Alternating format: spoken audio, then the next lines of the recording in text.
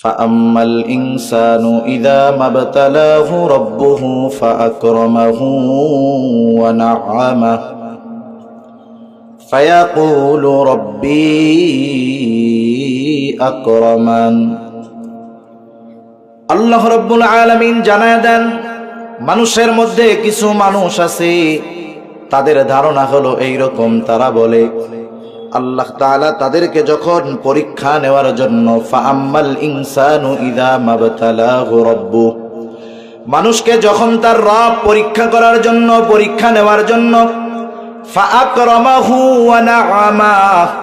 আল্লাহ তাআলা যখন তাকে সম্মানিত করে, যখন তাকে নিয়ামত দেয়, এই লোকটা মনে করে আল্লাহ তাআলা মনে হয় তাকে ভালোবাসে, এই জন্য সে বলে ফায়াকুলু রব্বি আকরামান, আমার রব আমাকে সম্মানিত করে